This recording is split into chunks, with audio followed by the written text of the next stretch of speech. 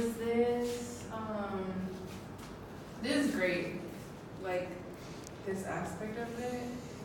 Like, I think that's, like, for me, when I've, like, done art, it for sure, like, helps me kind of, like, because you can't ever, like, just capture, like, one aspect of yourself and just, like, to put everything into, like, one piece is just, like, impossible, you know? Totally. Like, often, like, I, like, see, like, I use these to be able to, like, okay, but, like, what part? Did this make it, like, do you feel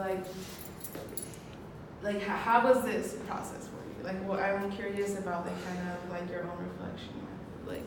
Well, that's where it all started. Mm-hmm. Jess had us do, like, a web.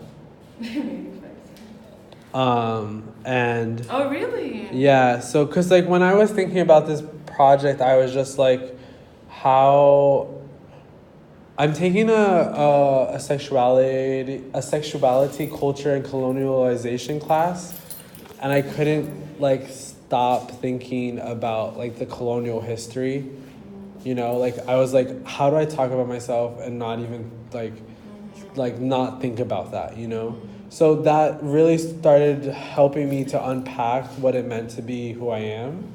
And when she was like, do a web, I started like, you know, kind of dividing like the aspects of myself, and it just blew up into this thing, you know?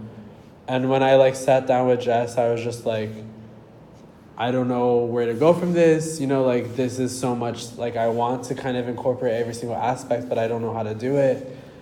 She's like, well, did you think about maybe materializing these bubbles, like trying to find items? And then that's kind of what sparked everything, you know?